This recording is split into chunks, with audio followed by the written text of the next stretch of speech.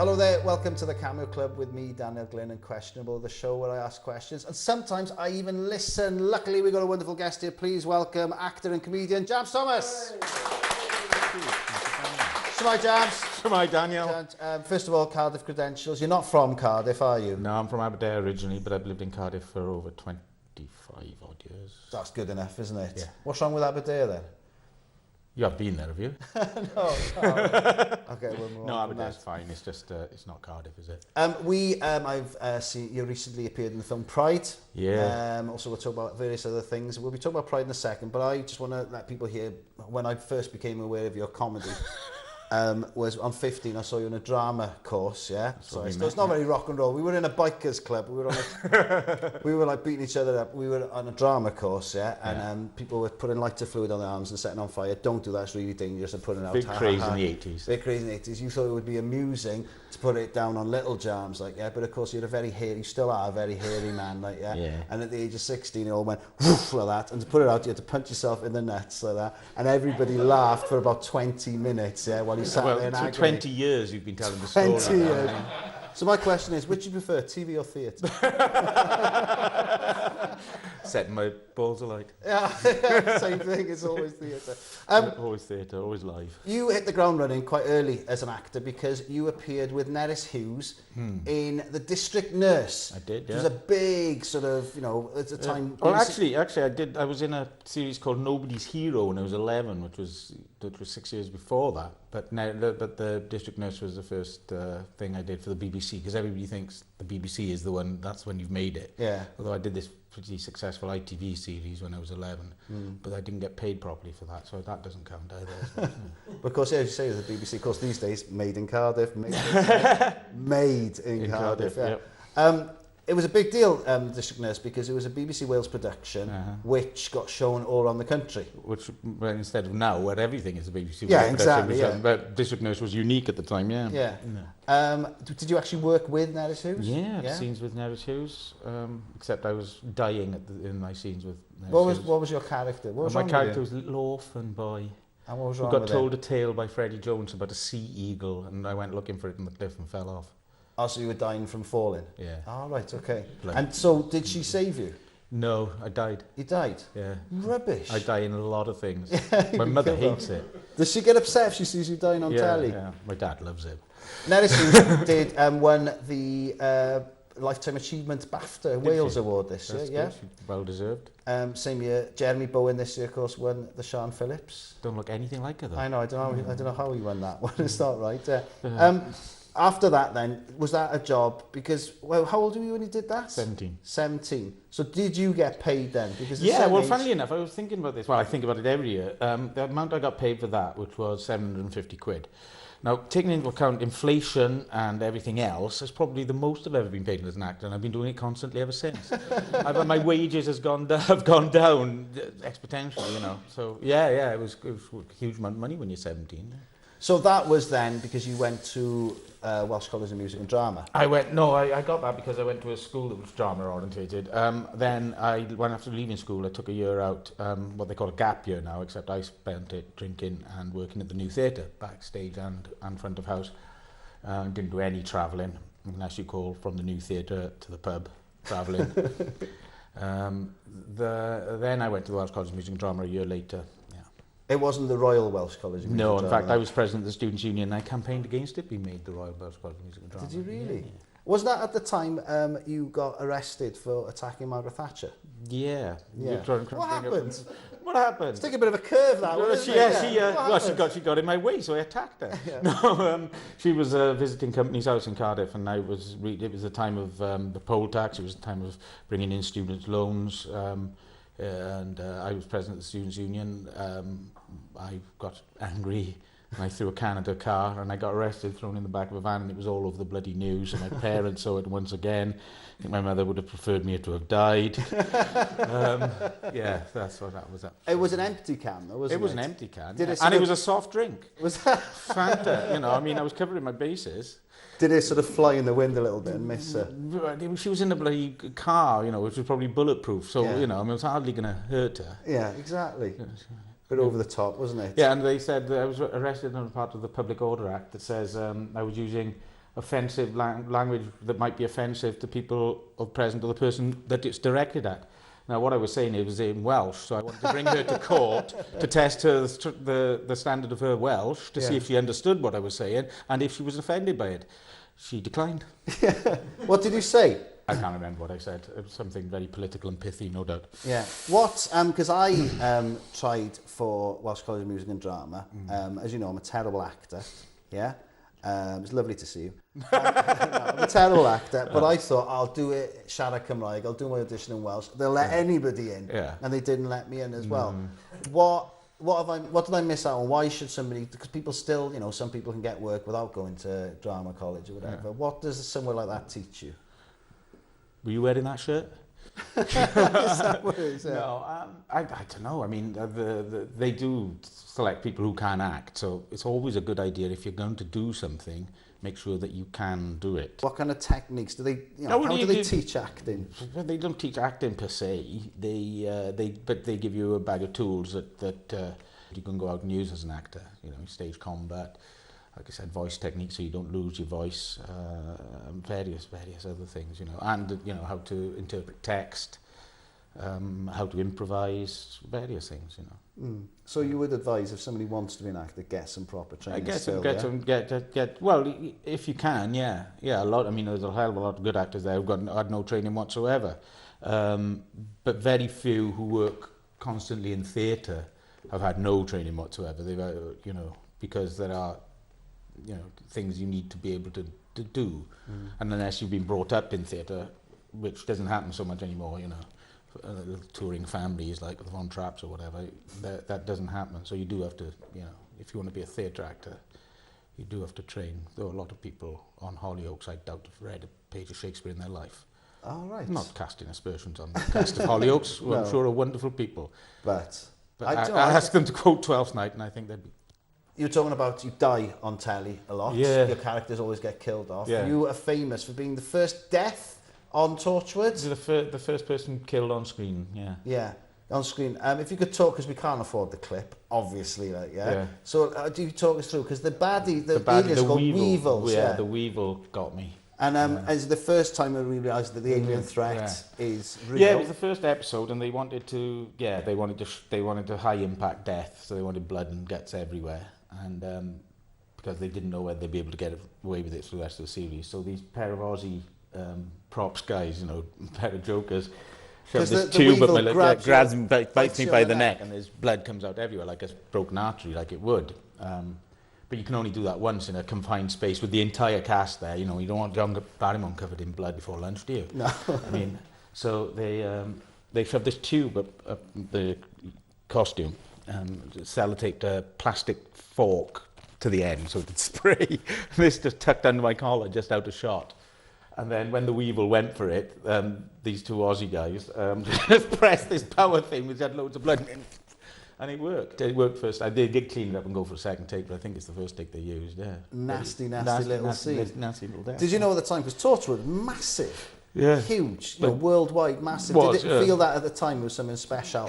Well, you know, because the Doctor Who relaunch had been such a success that the spin-off and Russell T Davies seemed to have the Midas touch at the time, and he'd written it. So there was a feeling that, you know, it could be big. But there was always a risk, you know, setting it in Cardiff, that might become a bit of a joke. Fortunately, his instinct was right, and it didn't, and it took off as a sci-fi, you know, and sci-fi people dismiss them as geeks, but they know their stuff. If they think they're going to be being sold a pup, they won't watch. So, yeah, I'm quite proud of it, and we should be. It was quite a good series, yeah. Well, there's still a shrine to Yanto down in the bay, isn't there? I know. And there's a little one saying, and to the hospital porter who died in Ep 1. I put it there. Yeah, is it really there, is it? Yeah, saddening. Actually, if you go down the bay, another James Thomas, if you go to the Pierhead building, there's a talk. Oh, welcome to the Pierhead building. That's my voice, yeah. Well. And the Swansea Maritime Museum. I mean, this doesn't get broadcast in Swansea, just in case there's a Swansea person in Cardiff watching this. Yes. So, you know, you've done all the great voiceovers. Oh, I've done all the great voiceovers. So, yeah, great museums of the world. That's what it is. You have done a lot of voiceover work. I know with voice acting that there is a trick to it, which is you sort of seem to just a little bit. You do a bit, you'd have your Richard Burton on your Anthony Hopkins. Is that what it is, yeah? I'm offering you a psychological profile of Buffalo Bill based on the case evidence available. That's not him. That's not a voice. That's nice, yeah. And so on, it's just some chuck some stuff in your hair. That's a film reference there. Yeah. Right, we're going to take a break now. Okay. Don't go away. I won't. Okay, well, you'll be back with me and James Thomas here at the Cameo Club for Daniel Glyn. Questionable. Thank you very much.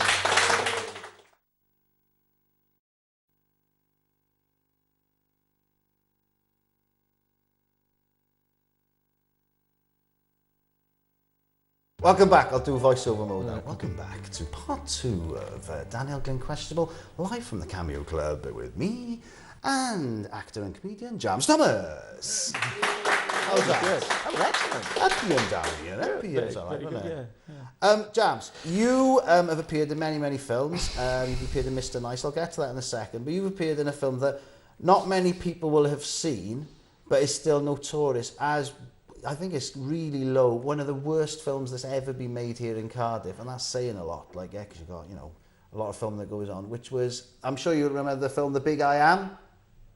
There we are. Exactly. Yeah. Now, The Big I Am had Michael Madsen, Mr. Blonde from Reservoir Dogs, here in Cardiff. Yeah. That must have been a funny old time. Yeah, well, funny is not a word I'd use. It was a bit tragic, really. The whole production kind of fell apart. Brilliant! It had a decent enough script, a Brit gangster flick kind of script.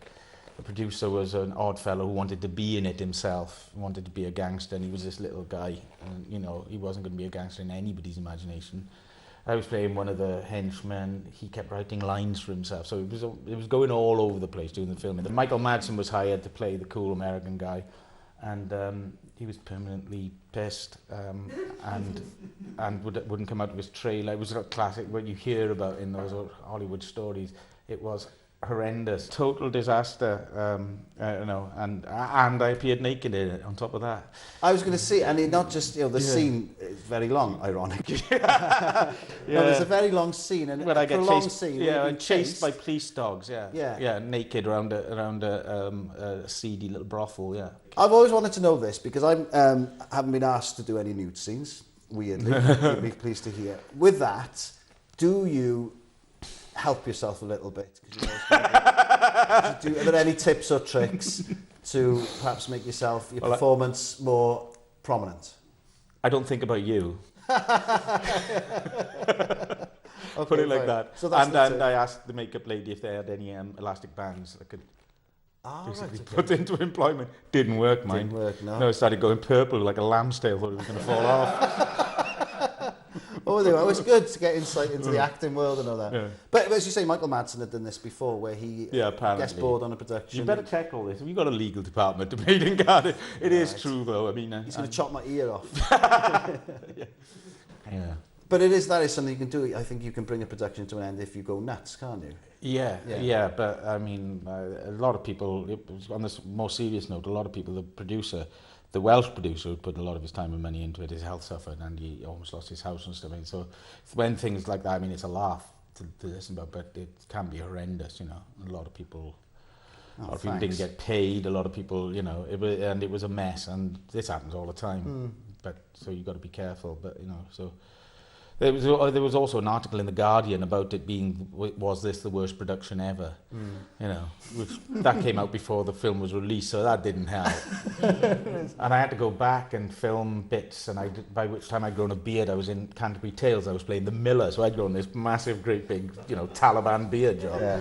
And I had to go back, and I said, look, I'm not shaving off this beard to the facial hair that I had before, because I like messing around with facial hair when I'm acting. It saves some characterization. You've got that on your CV. Or learning words, just grow a beard. Well, I've seen that on your CV, because I'd look at your CV, and there's a lot of lies in there, like accents, riding horses, but also beard growing. Not in the classic way. Beard growing is a skill. You put that down as a skill. Well, I did as a joke, and then I realised that some people do require, can you get a pair of sideways because we can't afford, makeup, because they cost a fortune and stuff like that. And they said, well, yeah, give me a couple of weeks and I can throw you a pair of Elvises in. Just don't set it on fire. Yeah. You'll be fine. Yeah. You were also in the film Mr. Nice, where Rhys Ifans portrayed Howard Marks. Yeah, and I've been friends with Rhys for years, and I went up for the part, and they offered me a part, which was slightly bigger than the part I did, but I didn't have any dialogue with Rhys, and the casting woman said, it'd be a shame not to have you in the scene with Rhys. So they gave me a smaller part, but I did have to act with Rhys, and I was going, no, I just want the bigger part, more money. I see him every day, and I can just ring him up. Yeah. But they thought it'd be fun. So I played the part of James Morrison, who was manager of Pink Floyd, although you're not allowed to say that in the film. Probably on telly, yeah. Who taught Howard Marks how to smuggle cannabis in the back of speaker cabinets. And I did one afternoon's filming, but spent a week in Spain, and it was filmed indoors, could have been filmed anywhere, but it was great, because we just spent a week in Spain and playing Rhys dressed up as Howard Marks. Yeah.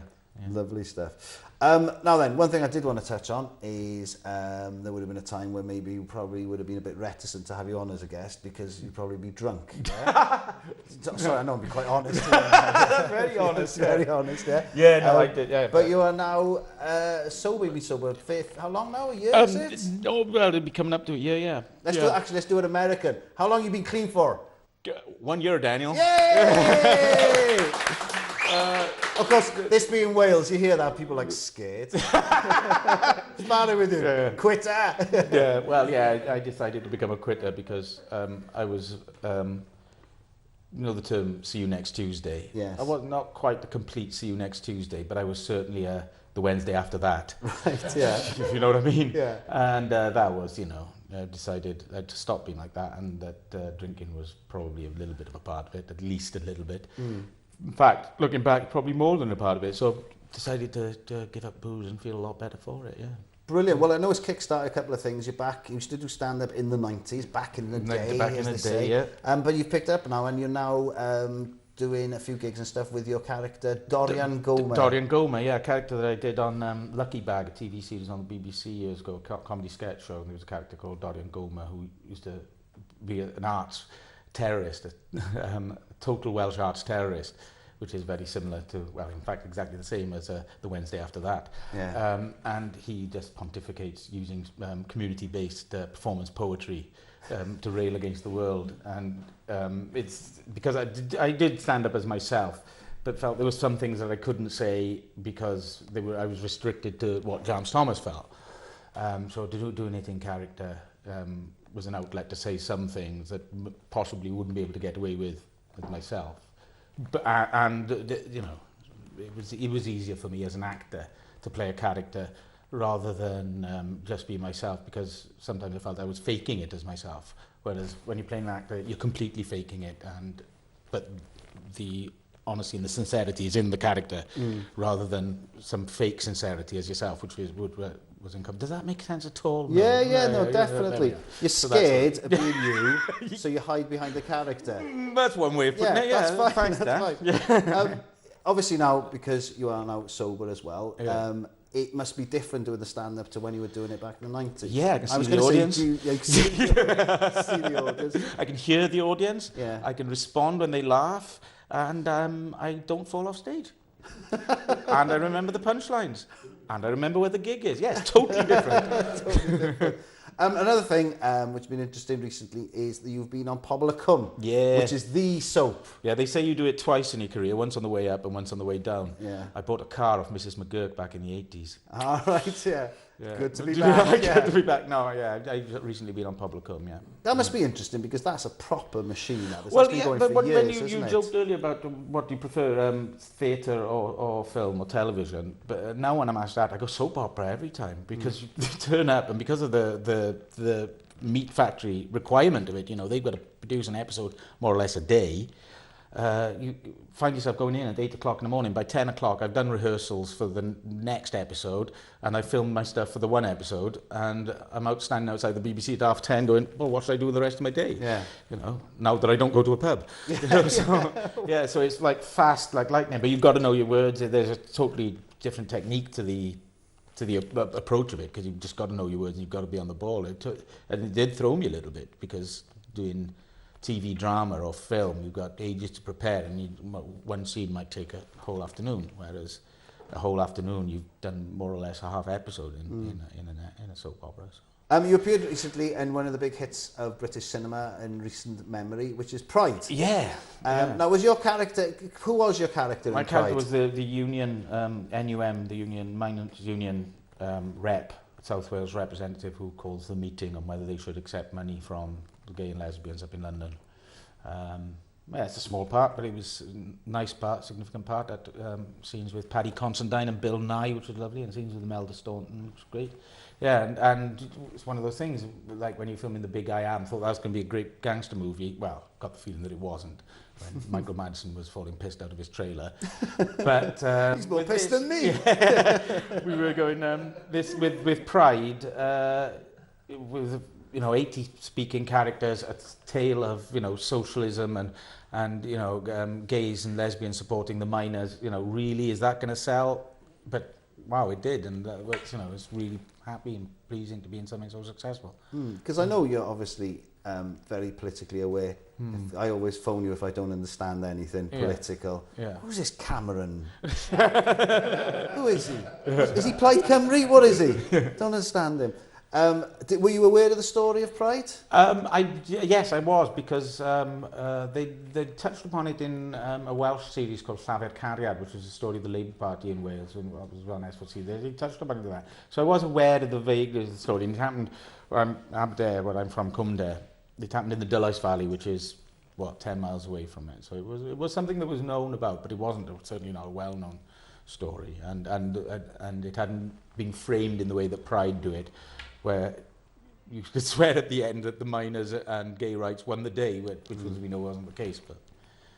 But certainly gay rights were progressed a lot through the Labour Party adopting gay rights as a policy because of the support of the miners. So.